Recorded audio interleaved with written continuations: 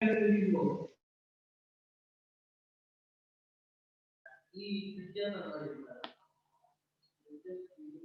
this is about the galvanic cell. So complete agi galvanic cell ಬಗ್ಗೆ ನಾವು discuss ಮಾಡಿದ್ವಿ. ಅದು ನೋಡಿ ರಿಡಕ್ಷನ್ ಆಫ್ ಸೆಲ್ ಮತ್ತೆ ಆಕ್ಸಿಡೇಷನ್ ಆಫ್ ರಿಯಾಕ್ಷನ್ ಅಂತ ಹೇಳಿದ್ವಿ. ಸೊ ಅವೆರಡನ್ನ ಕಂಪ್ಲೀಟ್ ಆಗಿ ಸೇರಿಸಿದಾಗ ಆಫ್ ಸೆಲ್ ಸೇರಿದಾಗ ನಮಗೆ ಕಂಪ್ಲೀಟ್ ಗ್ಯಾಲ್ವನಿಕ್ ಸೆಲ್ ಸಿಗುತ್ತೆ ಅಥವಾ ಡೇನಿಯಲ್ ಸಿಗುತ್ತೆ. Okay,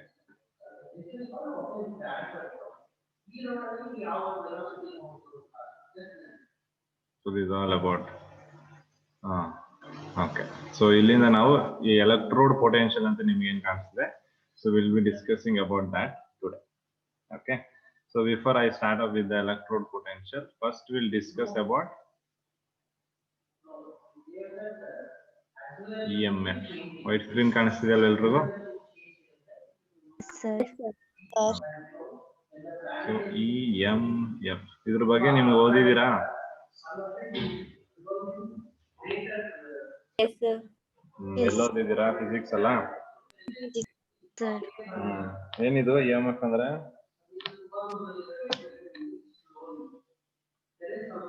Electromotive force. Yes, electromotive force. That is EMF of the cell. Since ನಾವಿಲ್ಲೆಲ್ಲ ನಾವು ಬಿಗಿನಿಂಗ್ ಅಲ್ಲಿ ಹೇಳಿದ ಎಲೆಕ್ಟ್ರಿಸಿಟಿ ಬಗ್ಗೆ ನಾವು ಮಾತಾಡ್ತೀವಿ ಅನ್ನೋದ್ರಿಂದ, so I told that we are going to use all that electrical terminologies, electricity terminologies use ಮಾಡ್ತೀವಿ, ಅದನ್ನ ಇಲ್ಲಿ ನಾವು ಇಂಪ್ಲಿಮೆಂಟ್ ಮಾಡ್ಕೊಳ್ತೀವಿ. Okay, so we'll see what is EMF ಅಂತ. Okay, ಈಗ ನಮ್ಗೆ ಫಸ್ಟ್ ನಾವು ತಿಳ್ಕೊಬೇಕಾಗಿರೋದು ಕರೆಂಟ್ ಇದೆಯಲ್ಲ. ಸೊ ಈ ಕರೆಂಟ್ ಒಂದು ಪಾಯಿಂಟ್ ಇಂದ ಇನ್ನೊಂದು ಪಾಯಿಂಟ್ ಗೆ ಫ್ಲೋ ಆಗ್ಬೇಕು ಅಥವಾ ಮೂವ್ ಆಗ್ಬೇಕು ಅಂದ್ರೆ what is the major should be there, major thing should be there? Potential difference. Very good. So there should be a potential difference alwa. Without the potential difference, current cannot move from current cannot flow from one point Potential to difference. Alva. So current cannot flow from one point to another unless there is a potential difference. Alva. So ಎರಡು points ಗಳ ಮಧ್ಯೆ potential difference ಇದ್ರೆ ಮಾತ್ರ the current can flow. ಹಾಗಾದ್ರೆ ನಾವು Daniel cell ಅಲ್ಲಿ ಏನ್ ಹೇಳಿದ್ವಿ? ಕರೆಂಟ್ ಇಸ್ ಫ್ಲೋಯಿಂಗ್ ಅಂತ ಹೇಳಿದ್ವಿ, ಹೌದಲ್ವಾ? Yes, sir. So that indicates the ಎರಡು ಎಲೆಕ್ಟ್ರೋಡ್ ಮಧ್ಯ ಪೊಟೆನ್ಶಿಯಲ್ ಡಿಫರೆನ್ಸ್ ಇದೆ ಅಂತ ಅರ್ಥ. Yes or no? Yes, sir. ಈಗ ಆನೋಡ್ ತಗೊಂಡಿದೀವಿ ಮತ್ತೆ ಕ್ಯಾಥೋಡ್ ತಗೊಂಡಿದೀವಿ. ಸೊ ನಮ್ಗೆ ಗೊತ್ತಿದೆ ಕರೆಂಟ್ ಈ ಕಡೆಯಿಂದ ಇಲ್ಲಿಗೆ ಪಾಸ್ ಆಗ್ತಾ ಇದೆ current. So it means what? ಇವೆರಡರ ಮಧ್ಯೆ ಏನಿದೆ ನಮ್ಗೆ? The electrode potential, I mean different potentials ಇದೆ. ಅಂದ್ರೆ ಇವೆರಡರ ಮಧ್ಯೆ ಏನ್ ಎಕ್ಸಿಸ್ಟ್ ಆಗ್ತಿದೆ? ನಮ್ಗೆ ಪೊಟೆನ್ಶಿಯಲ್ ಡಿಫರೆನ್ಸ್ ಎಕ್ಸಿಸ್ಟ್ ಆಗ್ತದೆ. ಅಂದ್ರೆ ಇದ್ರದೇ ಒಂದು potential. Okay, it has one potential and it has one potential. ಇವೆರಡರ ಮಧ್ಯೆ ಪೊಟೆನ್ಶಿಯಲ್ ಡಿಫರೆನ್ಸ್ ಇರೋದ್ರಿಂದ ಏನಾಗ್ತಿದೆ? ನಮ್ಗೆ ಕರೆಂಟ್ ಈಸಿಯಾಗಿ ಫ್ಲೋ ಆಗ್ತಿದೆ. ಓಕೆ, ಸೊ ಹಾಗಾದ್ರೆ EMF ನ ಹೇಗೆ ಡಿಫೈನ್ ಮಾಡಬಹುದು?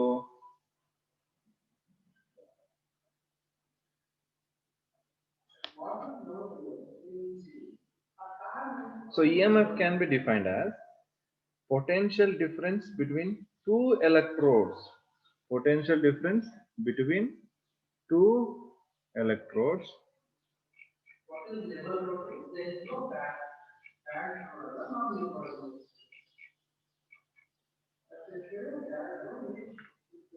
okay. So ಇಲ್ಲಿ ಬರೀತೀನಿ ನಾನು.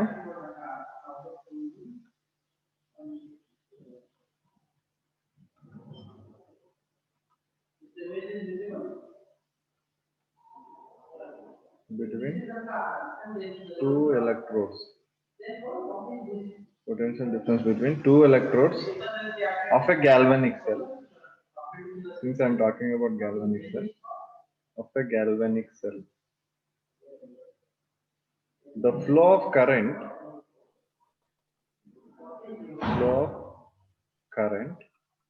from one electrode,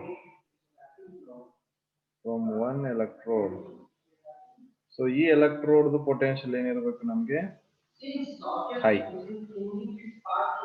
high potential from one electrode, that is high potential, to the other.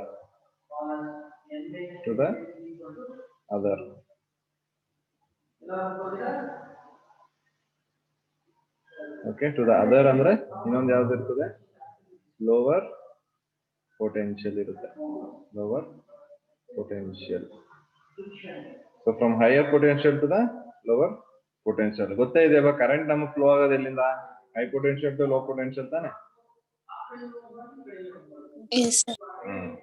Okay, so ಈ ಒಂದು ಕರೆಂಟ್ ಫ್ಲೋ ಆಗ್ಬೇಕಾದ್ರೆ ಏನು ಒಂದು ಪೊಟೆನ್ಶಿಯಲ್ ಡಿಫರೆನ್ಸ್ ಇದು ಎಕ್ಸಿಸ್ಟ್ ಮಾಡ್ತಾ ಇದೆ between two electrodes of the galvanic cell, ಅದನ್ನೇ ನಾವೇನಂತ ಕರಿತಾ ಇದೀವಿ ಇಲ್ಲಿ, EMF, or we can also call it as cell potential.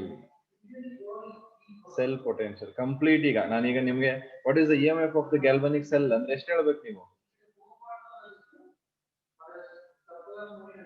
1.1 volt. Yes, very good. 1.1 volt. That is the EMF of the Daniell cell. In question ಆಗಿ ಬರೋದು. What is the cell potential? ಅಥವಾ what is the EMF of the Daniell cell ಅಂತ ಕೇಳ್ತಾರೆ. Okay, ಅದನ್ನ ಇನ್ನೂ brief ಆಗಿ ನಾವು ಹೋಗ್ತಾ ತಿಳ್ಕೊಳ್ಳೋಣ. What is the potential of copper, what is the potential of zinc ಎಲ್ಲ ಗೊತ್ತಾಗುತ್ತೆ. So will see all. Okay, so ಇಲ್ಲಿ ಹೇಳ್ದಂಗೆನೆ, so the potential difference between electrodes, two electrodes of galvanic cell, which causes the flow of current from one electrode, that is from higher potential to the lower potential, is called electromotive force of the cell athava cell potential. So the EMF is indicated by E cell. So either indicate ಮಾಡ್ತಾರೆ EMF of the cell. Okay, EMF of the cell will be indicated as E cell. Okay, so ಇದು ಯಾವ್ದ್ರ ಮೇಲೆ depend ಆಗುತ್ತೆ, EMF of the cell? It depends on nature of the electrode. Yes, this is very important. Nature of electrode. ನೀವು zinc electrode ತಗೊಂಡ್ರೆ, ನೀವು copper electrode ತಗೊಂಡ್ರೆ, ನೀವು iron electrode ತಗೊಂಡ್ರೆ, ಸೊ ಈ ತರ ನೀವು ಡಿಫ್ರೆಂಟ್ ಎಲೆಕ್ಟ್ರೋಡ್ಸ್ ತಗೊಂಡ್ರೆ ಈ ಸೆಲ್ ಏನಾಗ್ತಾ ಹೋಗುತ್ತೆ, it will be varying. Yes, it is going to be changed or it will keep varying. Okay, E cell constant alla ella electrode gu E cell is not going to be a constant, EMF is not going to be a constant. Okay, so depending upon the nature of the electrode it will vary. Adhe reeti depending upon the temperature kuda, temperature mele kuda depend agirtade. Adhe reeti concentration of electrolytic solution, 1 molar ತಗೊಂಡಿದ್ದೀರಾ, 2 molar ತಗೊಂಡಿದ್ದೀರಾ, ಎಷ್ಟು ತಗೊಂಡಿದ್ದೀರಾ, so ಅದ್ರ ಮೇಲೆ number of ions ಎಷ್ಟಿದೆ, so ಅದ ಹೆಂಗ್ move ಆಗ್ತಿದೆ, so ಅದ್ರ ಮೇಲೆಲ್ಲ depend ಆಗುತ್ತೆ. So concentration of the electrolytic solution.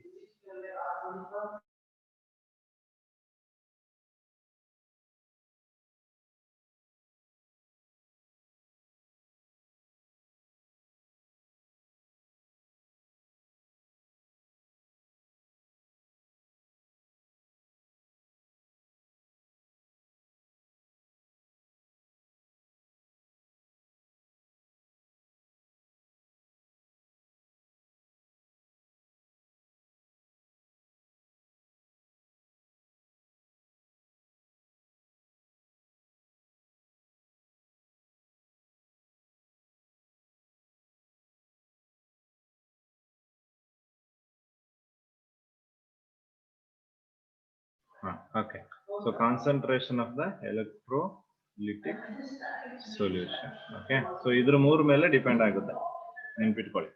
Okay, so EMF of the cell depends on nature of the electrode, temperature. ಎಲ್ಲ ಟೆಂಪರೇಚರ್ ಅಲ್ಲಿ ಒಂದೇ ಬಂದ್ಬಿಡ್ತದ ಎಲೆಕ್ಟ್ರೋ EMF? ಇಲ್ಲ, ಟೆಂಪರೇಚರ್ ಚೇಂಜ್ ಆಗುತ್ತಾಗ ಅಲ್ಲಿ ಕಾನ್ಸಂಟ್ರೇಷನ್ ವೇರಿಯೇಷನ್ ಆಗ್ಬೋದು.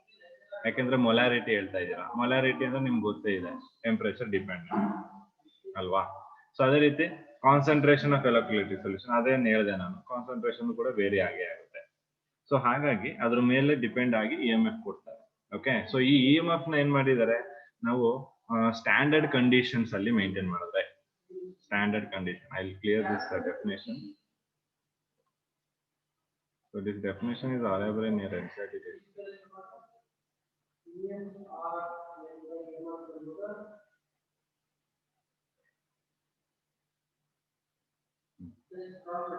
ಸೊ ಇಲ್ಲಿ EMF ಏನಾಗುತ್ತೆ,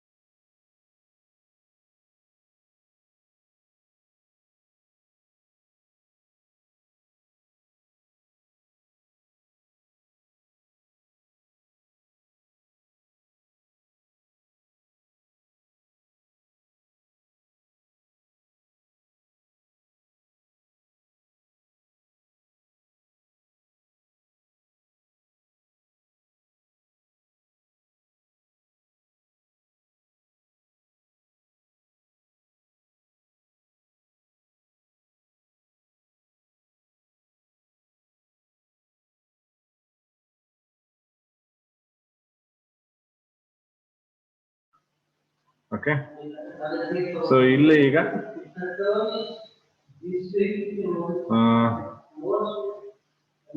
ಸ್ಟ್ಯಾಂಡರ್ಡ್ ಇಎಂಎಫ್ ಅಂತ ಬರುತ್ತೆ.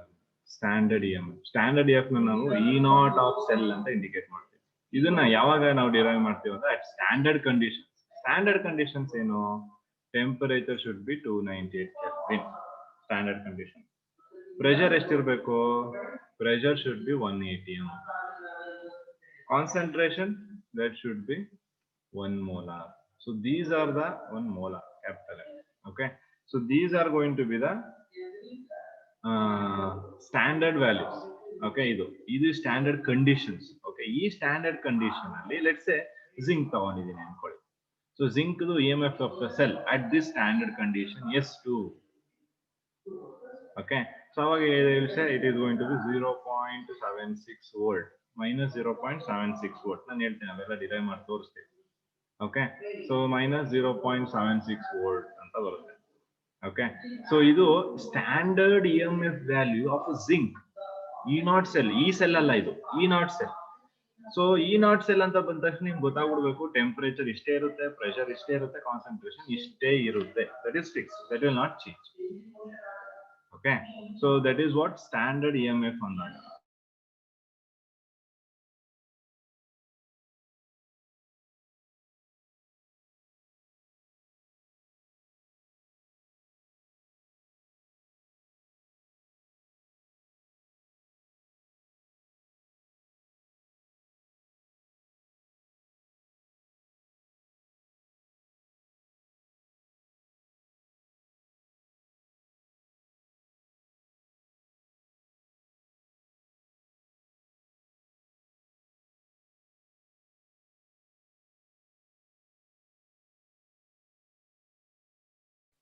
ಗೊತ್ತಾಗಿದೆಯಾ? ಸೊ ಅದು standard EMF. Okay, so that is going to be the standard EMF value. ಅದನ್ನ ಇ ನಾಟ್ ಸೆಲ್ ಅಂತ ಕರಿತೀವಿ.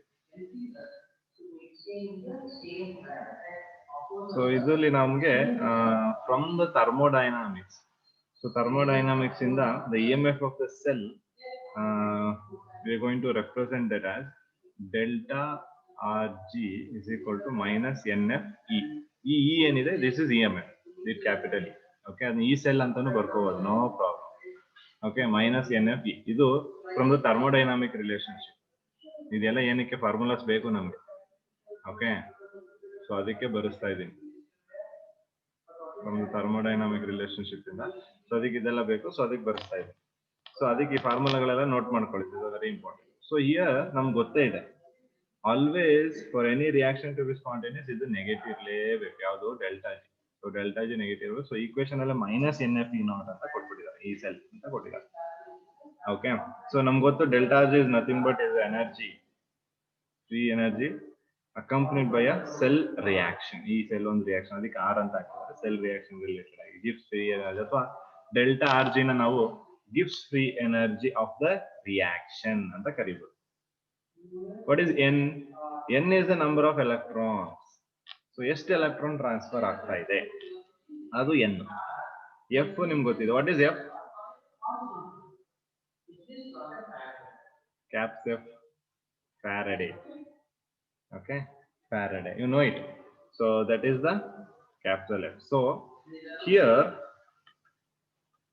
the cell reaction can be spontaneous or feasible only if delta RG is negative, and we know it. So cell reaction spontaneous agbodu or feasible agbodu only when delta RG is going to be negative. So yavaga delta RG negative ಆಗಿರುತ್ತದೆ? Can anyone tell me when delta RG can be negative? ಈ cell positive ಇದ್ದಾಗ. Yes, very good. So EMF ಏನಾಗಿರಬೇಕು ನಮಗೆ? Positive. Okay, so delta RG can be negative only if EMF of the cell, that is E, is positive. ಯಾಕೆಂದ್ರೆ ಬೇರೆ ಎರಡು ಪಕ್ಕ positive ಇದ್ದೇ ಇರುತ್ತೆ. N and F constant, I mean like constant ಅಂತ ಹೇಳಕ್ಕಾಗಲ್ಲ, but they are going to be the positive values. ನಿಮ್ಗೆ electron negative ಬರಲ್ಲ. ಎಷ್ಟು ಎಲೆಕ್ಟ್ರಾನ್ ಟ್ರಾನ್ಸ್ಫರ್ ಆಗಿದೆ ಅಂದ್ರೆ ನೀವು 5 ಎಲೆಕ್ಟ್ರಾನ್, 4 ಎಲೆಕ್ಟ್ರಾನ್, 2 ಎಲೆಕ್ಟ್ರಾನ್ ಅಂತ, -2 ಎಲೆಕ್ಟ್ರಾನ್ ಆಗಿದೆ, +2, ಐ ಮೀನ್ -6 ಎಲೆಕ್ಟ್ರಾನ್ ಆಗಿದೆ ಅಂತ ನಾವು ಹೇಳಲ್ಲ. ಫ್ಯಾರಡೇನೂ ಅಷ್ಟೇ, ಫ್ಯಾರಡೆ ವ್ಯಾಲ್ಯೂನ -4 ಅಂತ ಹೇಳಕ್ಕಾಗಲ್ಲ. So N and F are going to be always positive. So EMF of the cell ಏನಿದೆ ಅದು ನಮ್ಗೆ ವೇರಿಯೇಷನ್ ಆದ್ರೆ ನಮ್ಗೆ ಎಂತ ಏನು ಫಿಸಿಬಿಲಿಟಿ ಅಥವಾ ಈ ಸ್ಪಾಂಟೇನಿಟಿ ಅದು ವೇರಿಯೇಷನ್ ಆಗುತ್ತೆ. So if E is positive, delta G will be spontaneous. Okay, so that you know ಈ ವಿಧಿನ ನೀವು ತಲೆಯಲ್ಲಿ ಇಟ್ಕೋಬೇಕು. This is very important. Clear ಆಗಿದೆಯಾ? Okay, so this is about the EMF of the cell. ಇದನ್ನ ನಾವು EMF electromotive force ಅಂತ ಕರಿತೀವಿ. So ಇದಕ್ಕೆ ನಮಗೆ ನೆಕ್ಸ್ಟ್ ಓಪನ್ ನರ್ಸ್ಟ್ ಈಕ್ವೇಶನ್ ಅಂತ ಬರುತ್ತೆ. ಸೊ ಅಲ್ಲಿ ನಮಗೆ ಫಾರ್ಮುಲಾ ಸಿಗುತ್ತೆ. ಸೊ ಆ ಫಾರ್ಮುಲಾನ ನಾವು ಮತ್ತೆ ಅಲ್ಲಿ ಸ್ಟಡಿ ಮಾಡೋಣ. ಸೊ ಫಸ್ಟ್ ಇಲ್ಲಿಗೆ ನಮಗೆ EMF ಅಂದ್ರೆ ಏನು ಅಂತ ಗೊತ್ತಾಗಬೇಕು. ಓಕೆ, ಸೊ ಎಲ್ಲರೂ ಅರ್ಥ ಆಗಿದೆ EMF ಆಫ್ ದ ಸೆಲ್? ಇದರಲ್ಲಿ ಏನೋ ಡೌಟ್ಸ್ ಇದೆಯಾ?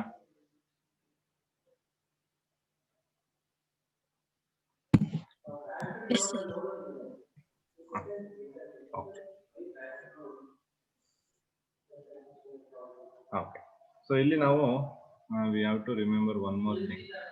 ಸೊ ಲೋನ್ ಅಂತ ಒಂದು ಸ್ಮಾಲ್ ಆಗಿ ನಿಮ್ಗೆ ಏನಾದ್ರು ತುಂಬಾ ಗೊತ್ತಾಗ್ಲಿಲ್ಲ ಅಂದ್ರೆ ಇದೊಂದು ಶಾರ್ಟ್ ಟ್ರಿಕ್ ನೆನ್ಪಿಟ್ಕೊಳ್ಳಕ್ಕೆ. ಸೊ ಎಲ್ ಅಂದ್ರೆ ಲೆಫ್ಟ್ ಸೈಡ್ ಅಲ್ಲಿ ಏನಾಗುತ್ತೆ? ಆಕ್ಸಿಡೇಷನ್ ಆಗುತ್ತೆ. ಆಕ್ಸಿಡೇಷನ್ ಆದಾಗ ಆನೋಡ್ ಏನಾಗಿರ್ತದೆ? ನೆಗೆಟಿವ್ ಆಗಿರ್ತದೆ. This is what we need to remember. Okay, so left side ಅಲ್ಲಿ ಆಕ್ಸಿಡೇಷನ್ ನಿಮ್ಗೆ ಗೊತ್ತೇ ಇದೆ ಅಲ್ವಾ? ಡೇನಿಯಲ್ ಸೆಲ್ ನೀವು ತಗೊಂಡ್ರೆ ಹಿಂಗೆ ತಗೊಂಡ್ರೆ, ಸೊ ಈ ಕನೆಕ್ಟ್ ಇದು ಲೆಫ್ಟ್, ಇದು ರೈಟ್. ಸೊ ಈ ಲೆಫ್ಟ್ ಸೈಡ್ ಅಲ್ಲಿ ಏನಾಗ್ತಿದೆ? ಆಕ್ಸಿಡೇಷನ್ ಆಗ್ತಿದೆ. ಆ ಲೆಫ್ಟ್ ಸೈಡ್ ಅಲ್ಲಿ ಇರೋದು ಏನಾಗಿರ್ತದೆ? ಆನೋಡ್ ಆಗಿರ್ತದೆ. ಅದೇನಾಗಿರ್ತದೆ? ನೆಗೆಟಿವಿಟಿ ಚಾರ್ಜ್ ಆಗಿರ್ತದೆ. ಇನ್ ರೈಟ್ ಸೈಡ್ ಬಂದ್ರೆ ನಿಮ್ಗೆ ಇಲ್ಲಿ ಲೆಫ್ಟ್ ಅಲ್ಲಿ ಆಕ್ಸಿಡೇಷನ್ ಅಂದ್ರೆ ರೈಟ್ ಸೈಡ್ ಆಬ್ವಿಯಸ್ಲಿ ರಿಡಕ್ಷನ್ ಮತ್ತೆ ಕ್ಯಾಥೋಡ್ ಪಾಸಿಟಿವ್. ಓಕೆ, ಸೊ ಒಂದ್ ಕಡೆ ಗೊತ್ತಿರಿ, ಇನ್ನೊಂದ್ ಕಡೆ ನೀವೇ ಬರ್ಕೋಬಹುದು. ಸೊ ಅದಕ್ಕೆ ಒಂದ್ ಕಡೆ ಮಾತ್ರ can use this.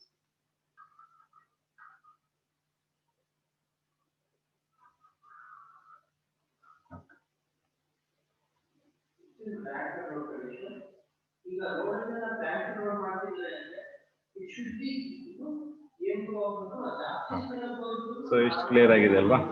So next ನಾವು ಏನ್ ಮಾಡ್ತೀವಿ ಅಂದ್ರೆ single electrode potential. Next topic single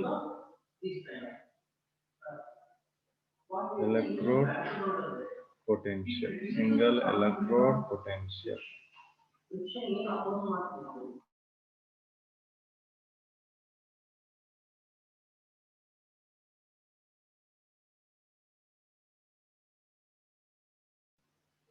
okay, so single electrode potential. So ಈಗ ನಮಗೆ ತುಂಬಾ ಇಂಪಾರ್ಟೆಂಟ್ ಆಗಿ ನಾವು ತಿಳ್ಕೋಬೇಕು ಸಿಂಗಲ್ ಎಲೆಕ್ಟ್ರೋಡ್ ಪೊಟೆನ್ಷಿಯಲ್ ಮುಂಚೆ what is electrode potential.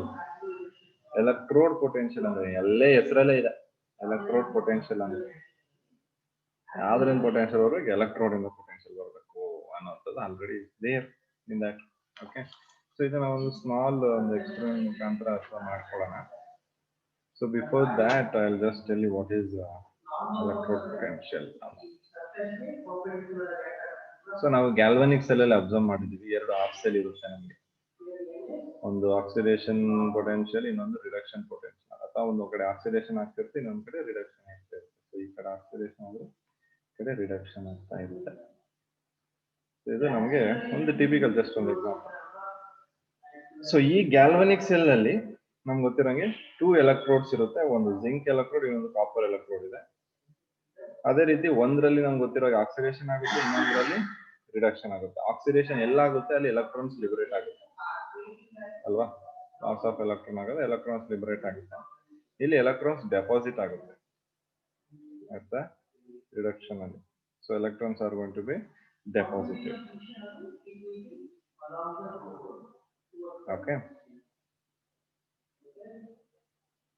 So ಇಲ್ಲಿ ನಾವು ಅಬ್ಸರ್ವ್ ಮಾಡಬಹುದು ಆಕ್ಸಿಡೇಷನ್ ಆಗೋದ್ರಿಂದ ಎಲೆಕ್ಟ್ರಾನ್ಸ್ ಲಿಬರೇಟ್ ಆಗಿ, ಸೊ ಇಲ್ಲೆಲ್ಲ ಎಲೆಕ್ಟ್ರಾನ್ಸ್ ಬರುತ್ತೆ. That is negative charge.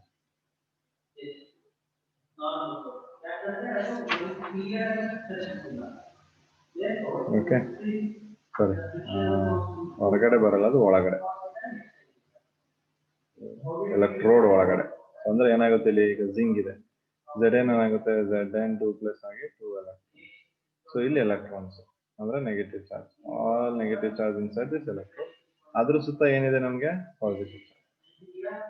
ಓಕೆನಾ? ಅದ್ರ ಸುತ್ತ ಏನ್ ಬರ್ತಿದೆ? ಪಾಸಿಟಿವ್ ಚಾರ್ಜ್ ಬರುತ್ತೆ. ಓಕೆ, ಸಿಮಿಲರ್ಲಿ ಇಲ್ಲೂ ಕೂಡ. ಸೊ ಇಲ್ಲೇನಾಗುತ್ತೆ? Cu2 plus ions ಏನ್ ಮಾಡುತ್ತೆ 2 electrons accept ಮಾಡ್ಕೊಂಡು Cu ಆಗುತ್ತೆ. ಸೊ ಅಂದ್ರೆ ಏನಾಗುತ್ತೆ ಇಲ್ಲಿ, ಸೊ ಇದ್ರೊಳಗೆಲ್ಲ ಪಾಸಿಟಿವ್, ಸುತ್ತ ಎಲ್ಲ ನಮ್ಗೆ ಏನ್ ಬರುತ್ತೆ ನೆಗೆಟಿವ್. ಓಕೆ, ಸೊ ಇಲ್ಲಿ ನೀವು ಅಬ್ಸರ್ವ್ ಮಾಡ್ಬೋದು ನೋಡಿ, ಈ ಒಂದು ರಾಡ್ ನಾನು ಈ ತರ ತಗೊಂಡ್ರೆ, ಈ ಒಂದು ರಾಡ್ ನ ಈ ತರ ತಗೊಂಡ್ರೆ ಇಲ್ಲಿ ಪ್ಲಸ್ ಪ್ಲಸ್ ಪ್ಲಸ್ ಚಾರ್ಜ್ ಇದೆ, ಅಪೋಸಿಟ್ ಅಲ್ಲಿ ನೆಗೆಟಿವ್ ನೆಗೆಟಿವ್ ಚಾರ್ಜ್ ಇದೆ. ಗೊತ್ತಾಗ್ತಿದೆ ಅಲ್ವಾ? ಸೊ ಇಲ್ಲಿ ಎಲೆಕ್ಟ್ರೋಡ್ ಒಳಗಡೆ ಪಾಸಿಟಿವ್ ಚಾರ್ಜ್ ಇದೆ, ಹೊರಗಡೆ ನೆಗೆಟಿವ್. ಅದೇ ತರ ರಿವರ್ಸ್ ಅದು ಇನ್ನೊಂದು ಕೇಸಲ್ಲಿ ರಿವರ್ಸ್. ಓಕೆ, ಸೊ ಇಲ್ಲಿ ಹೇಳ್ಬೋದು ನಾನು ಪಾಸಿಟಿವ್ ಚಾರ್ಜ್ಡ್ ಎಲೆಕ್ಟ್ರೋಡ್ ಸರ್ಫೇಸ್ ನೋಡಿ, ಇದೆಯಲ್ವಾ. So this is the positively charged electrode surface attracts negative charge ಅಲ್ವಾ? ಅಥವಾ ಇವನ್ ಏನ್ ಹೇಳ್ಬೋದು ನೀವು, ಇಲ್ಲಿ ಇನ್ನೊಂದು ತಗೊಳ್ಳೋಣ, ನೆಗೆಟಿವ್ ನೆಗೆಟಿವ್ ನೆಗೆಟಿವ್ ಸುತ್ತ ಪಾಸಿಟಿವ್ ಪಾಸಿಟಿವ್ ಇದೆ. ಸೊ ಇಲ್ಲೂ ಕಡೆ ಏನ್ ಹೇಳ್ಬೋದು ನಾವು ಈ ಕಂಡೀಷನ್ ಅಲ್ಲಿ, negatively charged electrode. This is negatively charged electrode. So you can see the negative charge here. So this is the negatively charged electrode. It attracts a layer of positively charged. Nodi, it attract ಮಾಡ್ತಿದೆ ಯಾವ್ದನ್ನ, positive charge. It is attracting positive ions. So ಎರಡರ ಮಧ್ಯೆ ಒಂದು interface ಇದೆ ಇಲ್ಲಿ. You can see the interface here between these two. Okay. So ಈ interface ಏನಿದೆ ಇದನ್ನೇ ನಾವು ಎಲೆಕ್ಟ್ರಿಕ್ ಡಬಲ್ ಲೇಯರ್ ಅಂತ ಕರೀತೀವಿ. ಎಲೆಕ್ಟ್ರಿಕ್ ಡಬಲ್ ಲೇಯರ್ ಅಂತ.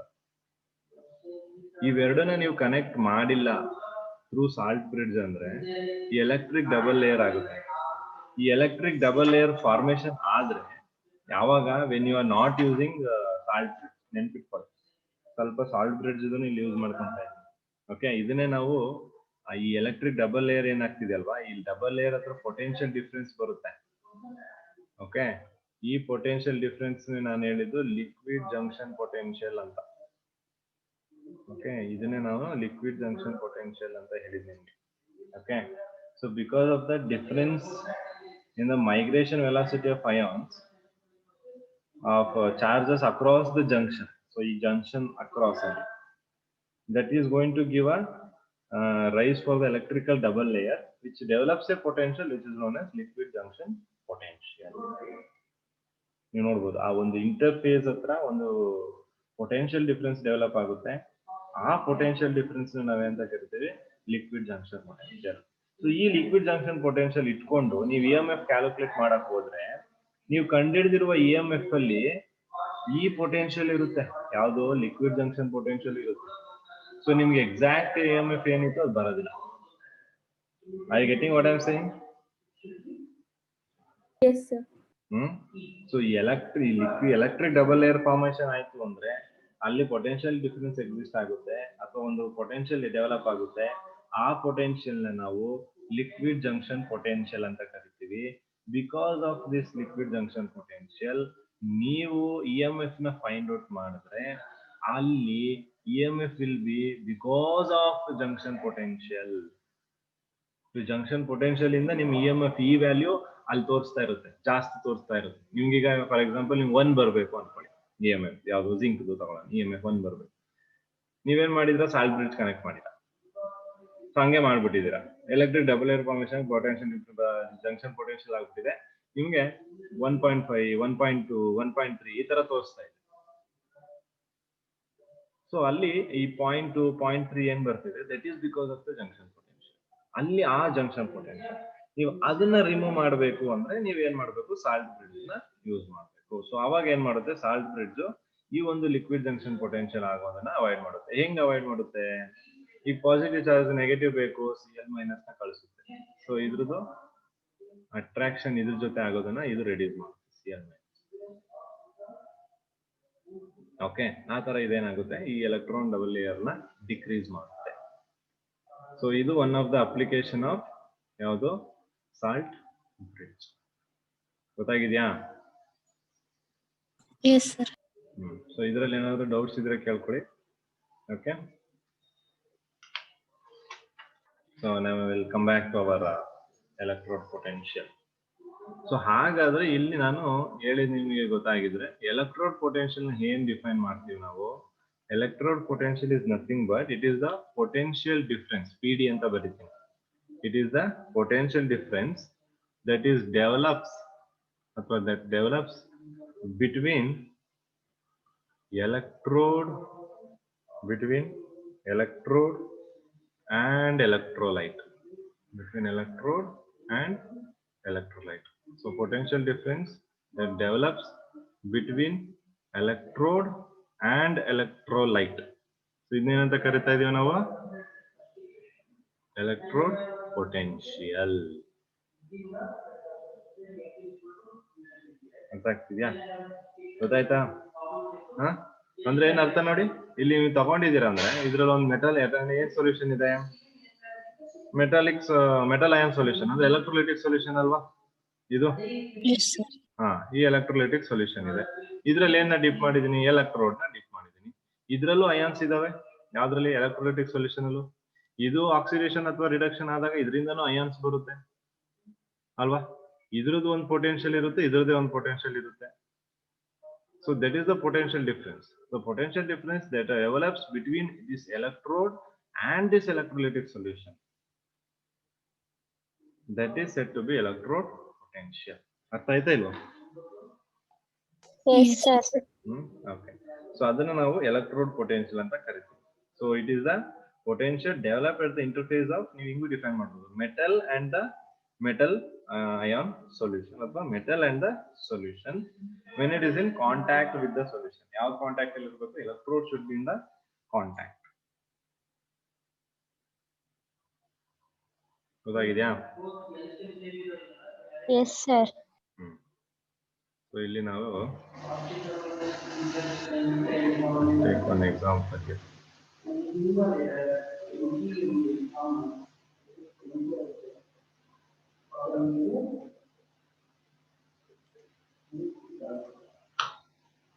So we'll take two beakers here, two different beakers. Okay. So ಎರಡು beaker ಅಲ್ಲಿ ನಾವು ಎರಡು ಸೊಲ್ಯೂಷನ್ ನ ಫಿಲ್ ಮಾಡ್ತೀವಿ. ಒಂದರಲ್ಲಿ ZnSO4 ಸೊಲ್ಯೂಷನ್, ಇನ್ನೊಂದರಲ್ಲಿ ಕಾಪರ್ ಸಲ್ಫೇಟ್ ಸೊಲ್ಯೂಷನ್. ಹಂಗೂ ಮಾಡಬಹುದು. We'll do like this. We'll take copper sulfate solution in both. So ಎರಡರಲ್ಲಿ ನಮಗೆ ಕಾಪರ್ ಸಲ್ಫೇಟ್ ಸೊಲ್ಯೂಷನ್ ಇದೆ.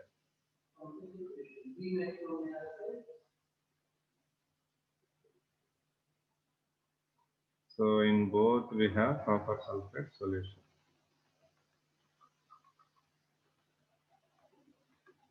So ಎರಡರಲ್ಲೂ ಕಾಪರ್ ಸಲ್ಫೇಟ್ ಸೊಲ್ಯೂಷನ್ ಇದೆ. ಸೊ ಎರಡರಲ್ಲೂ ನಾನು ಏನ್ ಮಾಡ್ತಿದ್ದೀನಿ? ಕಾಪರ್ ರಾಡ್ ನ ಡಿಪ್ ಮಾಡ್ತೀನಿ. ಓಕೆ. ಸೊ ಇದು ಕಾಪರ್ ರಾಡ್ Cu, ಇದು ಕೂಡ copper rod Cu. Okay. So ಮತ್ತೆ ಇಲ್ಲಿ ಚಾರ್ಜ್ ಕನೆಕ್ಟ್ ಮಾಡೋದು ಇದನ್ನ wire. Okay. So in this case, ಈ ಕೇಸಲ್ಲಿ ಏನಾಗುತ್ತೆ? ಫಸ್ಟ್ Cu2 plus ion ಏನಾಗ್ತಾ ಹೋಗುತ್ತೆ? It starts to deposit. Cu2 plus ion ಇದರಲ್ಲಿ ಇರುವಂತ ಸೊಲ್ಯೂಷನ್ ಅಲ್ಲಿ ಇರುವಂತ Cu2 plus ion ಸೊ ಹೋಗಿ ಇಲ್ಲಿ ಡೆಪಾಸಿಟ್ ಆಗಕ್ಕೆ ಸ್ಟಾರ್ಟ್ ಮಾಡುತ್ತೆ. ಯಾವ್ದ್ರಲ್ಲಿ? Copper rod. Okay. Cu2 plus hits the copper rod and gets deposited on the copper rod. So ಅದೇ ರೀತಿ ಏನಾಗುತ್ತೆ? ಎಲೆಕ್ಟ್ರೋಡ್ದು ಮಾಸ್ ಇನ್ಕ್ರೀಸ್ ಆಗ್ತಾ ಹೋಗುತ್ತೆ. ಈಗ ಎಲೆಕ್ಟ್ರೋಡ್ ಏನಿತ್ತು ಕಾಪರ್ ಎಲೆಕ್ಟ್ರೋಡ್, ಅದರದ್ದು ಮಾಸ್ ಇನ್ಕ್ರೀಸ್ ಆಗ್ತಾ ಹೋಗುತ್ತೆ. ಸೊ ಇಲ್ಲಿಂದ Cu2 plus ions ಎಲ್ಲ ಹೋಗೋದ್ರಿಂದ ಇದರದ ಕಲರ್ ಏನಾಯ್ತು? ಇಲ್ಲಿ ಡಿಮ್ ಆಗ್ತಾ ಹೋಗುತ್ತೆ. ಓಕೆ. ಅದೇ ರೀತಿ ಇಲ್ಲಿ ಏನಾಗುತ್ತೆ? ಸೊ ಇಲ್ಲಿ ಏನಾಗುತ್ತೆ? Weight of copper decreases. ಯಾಕೆ? ಇಲ್ಲಿರುವಂತ ಕಾಪರ್ ಅಲ್ಲಿ ಇದ್ರೊಳಗೆ ಬರ್ತಾ ಇದೆ. ಓಕೆ. ವೆಯ್ಟ್ ಆಫ್ ಕಾಪರ್ ಏನಾಯ್ತು? ಇಲ್ಲಿ ಡಿಕ್ರೀಸ್ ಆಯ್ತು ಕಾಪರ್ ವೆಯ್ಟ್. ಅದೇ ರೀತಿ ಕಲರ್ ಇನ್ನೂ ಬ್ರೈಟ್ ಆಯ್ತು. ತುಂಬಾ. ಓಕೆ. ಸೊ ಈಗ ಇಲ್ಲಿ ನಾವೇನ್ ಮಾಡ್ಬೋದು? Cu2 ಪ್ಲಸ್ ಇತ್ತು ಏನ್ ಮಾಡ್ತಿದೆ? ಎರಡು ಅಯಾನ್ ತಗೊಂಡು Cu ಆಗ್ತದೆ.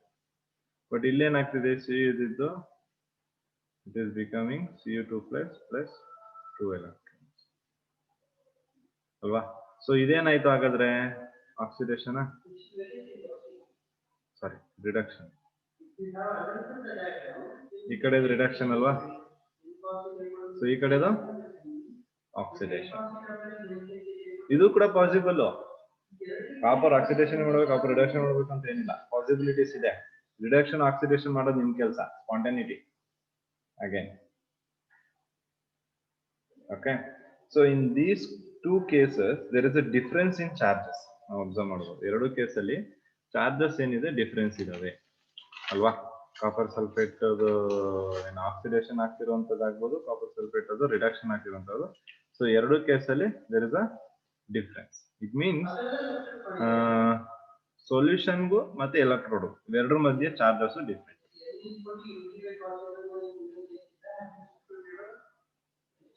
ಅಲ್ವಾ. ಸೊ ಎರಡು ಕೇಸಲ್ಲಿ there is a potential difference which is set up between the electrode and the solution. Electrode ಮತ್ತೆ ಸೊಲ್ಯೂಷನ್ ಮಧ್ಯೆ ಪೊಟೆನ್ಶಿಯಲ್ ಡಿಫರೆನ್ಸ್ ಸೆಟ್ ಆಗಿದೆ.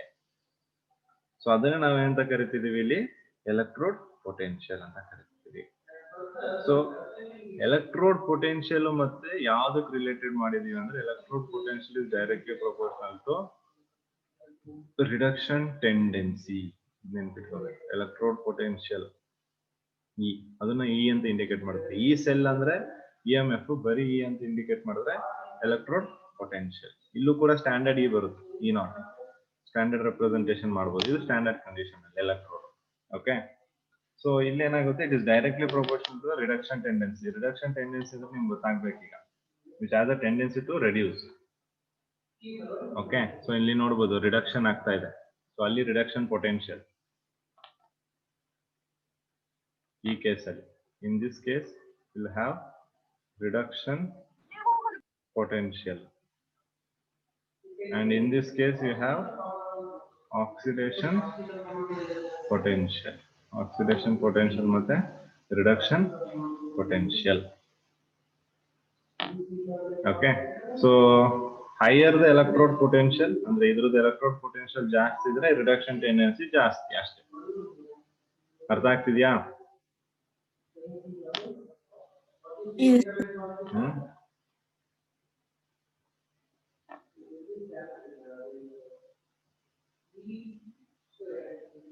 ಸೊ ಇಷ್ಟು ನಾವು ಎಲೆಕ್ಟ್ರೋಡ್ ಪೊಟೆನ್ಶಿಯಲ್ ಬಗ್ಗೆ ತಿಳ್ಕೊಂಡ್ವಿ. ಆದ್ರೆ ಸಿಂಗಲ್ ಎಲೆಕ್ಟ್ರೋಡ್ ಪೊಟೆನ್ಶಿಯಲ್ ಅಂದ್ರೆ ಏನು ನೋಡಿ, ಇಲ್ಲಿ ಸಬ್ಸೆಪರೇಟ್ ಆಗಿ ಒಂದೊಂದೇ ಇಟ್ಟಿದ್ದೀನಲ್ಲ ನಾನು, ಅದೇ ಸಿಂಗಲ್ ಈ ತರ. ಓಕೆ, ಅಂದ್ರೆ when metal is in contact with its own metal ion solution, ಯಾವ್ದಾದ್ರು ಒಂದು metal electrode when it is contact with its own metal ion solution, ಅದಕ್ಕೆ ಟೆಂಡೆನ್ಸಿ ಏನಿರುತ್ತೆ ಅಂದ್ರೆ ಟು ಲೂಸ್ ಆರ್ ಗೇನ್. ಅದು ಲೂಸ್ ಮಾಡ್ಕೋಬಹುದು, ಗೇನ್ ಮಾಡ್ಕೋಬಹುದು, ಎರಡು ಟೆಂಡೆನ್ಸಿ ಇರುತ್ತೆ. Okay, so because of this it gains a electrode potential. ಅದನ್ನ ನಾವು ಸಿಂಗಲ್ ಎಲೆಕ್ಟ್ರೋಡ್ ಪೊಟೆನ್ಶಿಯಲ್ ಅಂತ ಕರಿತೀವಿ ಅಷ್ಟೇ. ನಾವು ಎರಡನ್ನು ಕನೆಕ್ಟ್ ಮಾಡಿಲ್ಲ, ಈಗ ಎರಡು ಸಪರೇಟ್ ಆಗಿದೆ. ಸಪರೇಟ್ ಕೇಸಲ್ಲಿ ಒಂದು ಗೇನ್ ಮಾಡ್ಕೋತಿದೆ, ಒಂದು ಲಾಸ್ ಮಾಡ್ಕೊತಾ ಇದೆ. Okay, one is gaining and one is losing. So ಅದು ಒಂದು ಮೆಟಲ್ಗೆ when it is in the own metal and solution, ಅದು ಅದಕ್ಕೆ tendency, it can lose or it can gain. Okay, so ಅದನ್ನ ನಾವು ಆ ಒಂದು ಲೂಸ್ ಆಗ್ಬೋದು, ಆ ಒಂದು ಗೇನ್ ಆಗ್ಬೇಕಾದ್ರೆ ಏನೊಂದು ಪೊಟೆನ್ಶಿಯಲ್ ಡಿಫರೆನ್ಸ್ ಎಕ್ಸಿಸ್ಟ್ ಆಗುತ್ತೆ between the electrode and the solution, ಅದನ್ನ ನಾವು ಏನಂತ ಕರಿತೀವಿ ಇಲ್ಲಿ, single electrode potential. That is known as single electrode potential. Clear ಆಗಿದೆಯಾ? ಓಕೆ, ಸೊ ಇಲ್ಲಿ ಇದಕ್ಕೆ ಯಾವೆಲ್ಲ ಫ್ಯಾಕ್ಟರ್ಸ್ ಎಫೆಕ್ಟ್ ಮಾಡುತ್ತೆ? ಇದಕ್ಕೆ ಅಗೇನ್ ಸೇಮ್ ಫ್ಯಾಕ್ಟರ್ಸ್ ನಾವು ಅಲ್ಲಿ ಏನ್ ಹೇಳಿದ್ವಿ, ಅದೇ ಫ್ಯಾಕ್ಟರ್ಸ್ ಇದಕ್ಕೂ ಕೂಡ ಅಲ್ವಾ. ನೇಚರ್ ಆಫ್ ಎಲೆಕ್ಟ್ರೋಡ್ ಇದಕ್ಕೂ ಎಫೆಕ್ಟ್ ಮಾಡುತ್ತೆ. ನೀವು ಜಿಂಕ್, ಕಾಪರ್ ಯಾವ್ದಾವ್ದೇ ತಗೊಂಡ್ರೆ ಎಲೆಕ್ಟ್ರೋಡ್ ವೇರಿ ಆಗ್ತಿದೆ. ಎಲೆಕ್ಟ್ರೋಡ್ ವೇರಿ ಆಗ್ತಿದೆ ಅಂದ್ರೆ ಈ ಕೂಡ ವೇರಿ ಆಗುತ್ತೆ. Nature of electrode, temperature, again concentration, ಈ ಮೂರು ಸೇಮ್. ಇದು ಮೂರು ಫ್ಯಾಕ್ಟರ್ಗಳು EMF ಗೂ ಸೇಮು ಮತ್ತೆ ಎಲೆಕ್ಟ್ರೋಡ್ ಪೊಟೆನ್ಶಿಯಲ್ಗೂ ಸೇಮ್. ಸೊ ಅದ್ರ ಮೇಲೆ ಅವೆರಡರ ಮೇಲೆ ಡಿಪೆಂಡ್ ಆಗಿರುತ್ತೆ. ಸೊ ಇದಕ್ಕೂ ಕೂಡ ನಾನು ಹೇಳ್ದಂಗೆ ಸ್ಟ್ಯಾಂಡರ್ಡ್ ಕಂಡೀಷನ್ ಅಲ್ಲಿ E0 ತಗೋತೀವಿ ನಾವು, E0 ಅಂತ. ಗೊತ್ತಾಗಿದ್ಯಾ?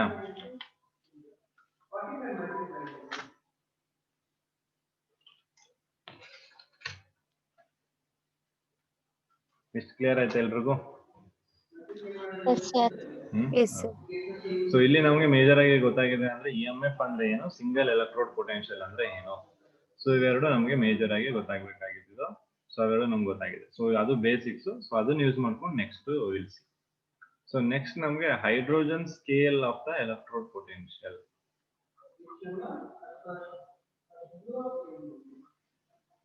EP, I'll write it as hydrogen scale of electrode potential. Okay. So hydrogen scale of electrode potential. So ಈಗ ನಮಗೆ ಒಂದು ಕ್ವಶನ್ ಅರೈಸ್ ಆಗುತ್ತೆ. ಸೊ ಈ ಸೆಲ್ ಅಥವಾ ಈ ಏನು EMF ಆಗ್ಬೋದು ಅಥವಾ ಎಲೆಕ್ಟ್ರೋಡ್ ಪೊಟೆನ್ಷಿಯಲ್ ಆಗ್ಬೋದು. ಸೊ ಅದನ್ನ ಹೇಗೆ ಕಂಡುಹಿಡಿಯೋದು? How to find it out? Different ಮೆಟಲ್ಸ್ಗೆ ನಾವು ಸ್ಟ್ಯಾಂಡರ್ಡ್ ವ್ಯಾಲ್ಯೂ ಅಂತ ಹೇಳಿದೀವಿ. ಸೊ ಸ್ಟ್ಯಾಂಡರ್ಡ್ ವ್ಯಾಲ್ಯೂ ಅಂದಾಗ ಎಲ್ಲ ಒಂದು ಮೆಟಲ್ಸ್ಗಳಿಗೆ ಸ್ಟ್ಯಾಂಡರ್ಡ್ ಆಗಿರ್ಲೇಬೇಕಾಗುತ್ತಲ್ವಾ? ಸ್ಟ್ಯಾಂಡರ್ಡ್ ವ್ಯಾಲ್ಯೂಸ್ ಇರಲೇಬೇಕಲ್ವಾ? ಸ್ಟ್ಯಾಂಡರ್ಡ್ ಕಂಡೀಷನ್ಸ್ ಅಂತ ಥಿಂಕ್ ಮಾಡಿದ್ರೆ yes, all the metals have standard EMF value and standard E value. That is EMF ಅಂದ್ರೆ E0 ಸೆಲ್ ಮತ್ತೆ ಸ್ಟ್ಯಾಂಡರ್ಡ್ E0 ಎಲೆಕ್ಟ್ರೋಡ್ ಪೊಟೆನ್ಷಿಯಲ್ ಮತ್ತೆ EMF ಸ್ಟ್ಯಾಂಡರ್ಡ್ ಆಗಿ ಫಿಕ್ಸ್ ಮಾಡಿ ಡಿಟರ್ಮೈನ್ ಮಾಡಿ ಇಟ್ಬಿಟ್ಟಿದ್ದಾರೆ. So that is fixed. Okay. So ಇಲ್ಲಿ ನಾನೀಗ ನಿಮ್ಗೆ ಜಿಂಕ್ ಕೊಡ್ತೀನಿ, ಅಥವಾ ಈಗ ಕಾಪರ್ದು ನಾವು ಸಿಂಗಲ್ ಎಲೆಕ್ಟ್ರೋಡ್ ಮಾಡಿದ್ವಿ ಅಲ್ವಾ? ಸಿಂಗಲ್ ಎಲೆಕ್ಟ್ರೋಡ್ ಕೊಟ್ಬಿಟ್ಟು ಇದ್ರದ್ದು ಪೊಟೆನ್ಷಿಯಲ್ ಕಂಡುಹಿಡಿಯಿರಿ ಅಂತ ಹೇಳಿದ್ರೆ that is not going to be possible experimentally. ನೆನ್ಪಿಟ್ಕೊಳ್ಳಿ, it is not possible to determine the single electrode potential experimentally. Single ಆಗಿ ಸಾಧ್ಯನೇ ಇಲ್ಲ. ಬರೀ ಕಾಪರ್ ಎಲೆಕ್ಟ್ರೋಡ್ ಇನ್ ಕಾಪರ್ ಅಯನ್ ಸೊಲ್ಯೂಷನ್ ತಗೊಂಡ್ಬಿಟ್ಟು ನಾನು EMF ಇಷ್ಟು ಅಂತ ಹೇಳಿದ್ರೆ that is not possible.